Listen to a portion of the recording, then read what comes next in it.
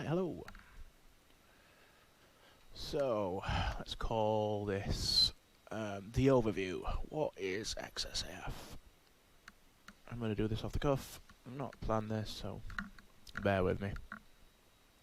So, I guess it was born out of just a couple of mates fly together on DCS, and we started our own mission. It just kind of got legs of its own, really. That was about 7-8 months ago. It started to get, fairly serious. And we started to do things that no one else was doing. We kept it all private, but probably had about 50 or 60 great people pass through here, and some regulars that have stuck from beginning to end, really. It was never the intention to release this to the public, but I think there's so much work gone into this, literally 7 months of my life, and a lot of time sometimes, that I think other people should enjoy it, really. So, the mission itself was always going to be 3 phases: Caucasus, traditional sort of US versus Russia. You turn up, and phase 1 was Russia has invaded Georgia, and you're there to sort of liberate Georgia. The second phase was USA, then invade Russia. Russia's on the back foot, and then the third phase was, which never quite happened, was going to be Russia's counterattack. So it's evolved so much. It's been this and it's been that over the last 7 months. It's stuck to a few sort of core principles, which are it's trying to be realistic. However, it does have a laugh at itself, because I used to write code for RPGs, and that sort of has come into it. And it needs to evoke teamwork. It's PvE, it's not PvP, to be able to be successful and not fail because the mission's failable. You need to work as a team. So phase 1 took probably, if we say 10 guys are playing consistently, probably 4 or 5 days. Phase 2 maybe took 2 or 3 weeks, maybe a little bit longer. I'm probably going to scale that back when I redo phase 2, because it was slightly too long. People were sort of wanting to go back to phase 1, but not quite completing phase 2. So it's been down a couple of months. We had it up 24/7 for 6 months, whilst we were developing it in a sort of alpha stage. It's been down a month or so while I've been doing other things. Over this process, learned a lot about Lua code and the integration with the C machine and the virtual machine and stuff. So just set about completely rewriting it all. And I thought it would be great if I wrote it like a framework, where most of the modules, whereas before it was in one file, and let me just see if I can find one of the old files, actually, the old main file. So this was the master file before. Can't even collapse it. VSC doesn't really like this. 23,000 lines of code in that. And then, as you can see, you probably can't see on this small screen here, there's phase 1 and phase 2 are both separated into individual files. Actually, that's just the master for phase 1, isn't it?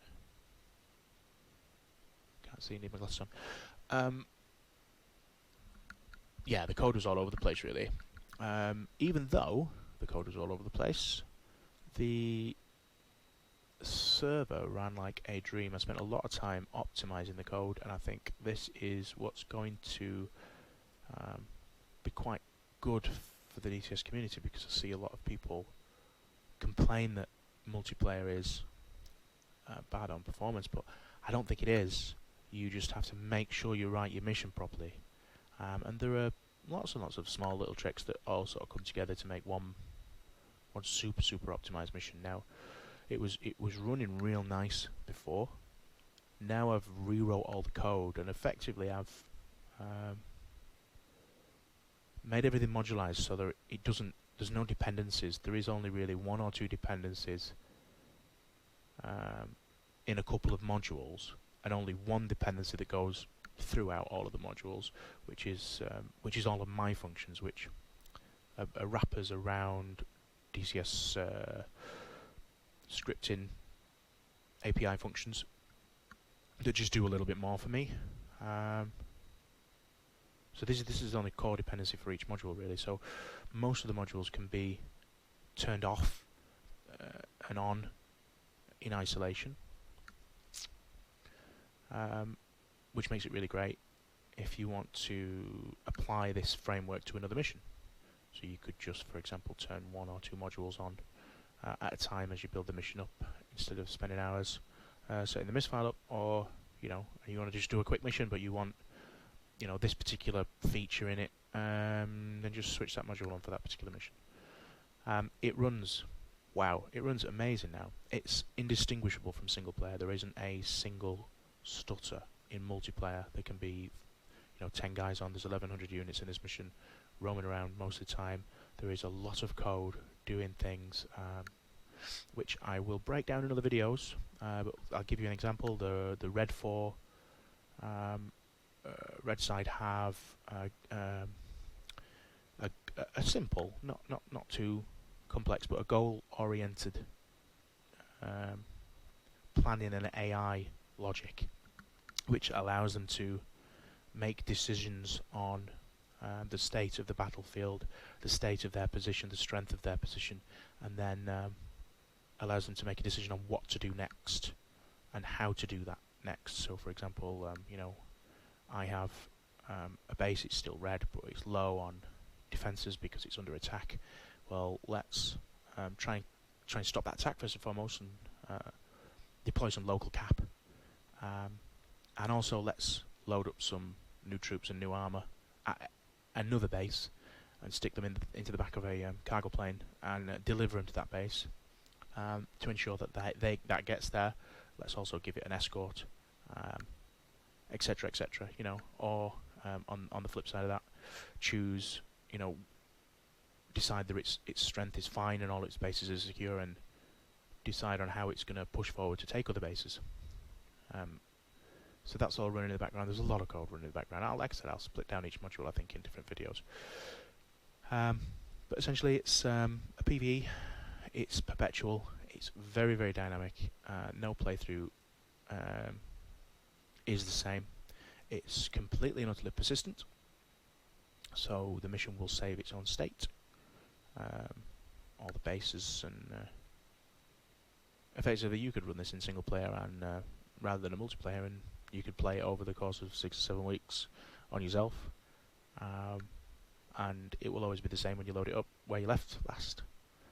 So we have some fairly unique code in here. We have obviously the community code like Moose and Mist. EWRS is in here, but I've turned that off because we weren't using it, but you can clearly turn that on.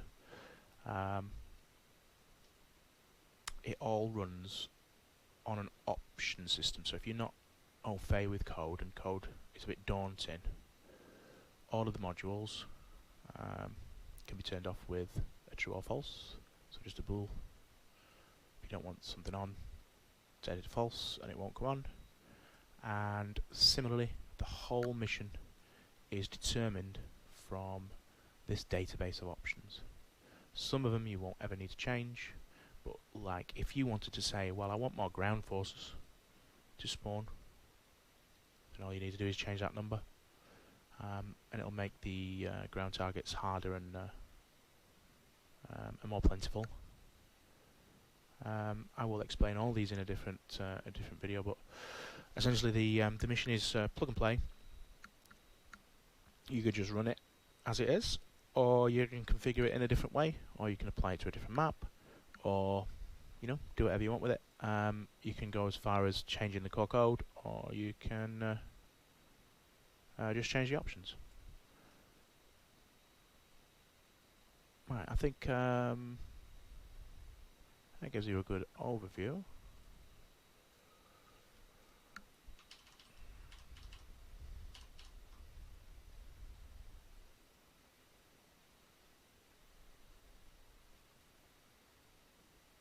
So dynamic, it'll just play itself. Any questions? Give us a shout and I will do probably a video for each one of the modules that's in the game, because I think each of them deserves at least 10 minutes, 5-10 minutes anyway. Thank you very much.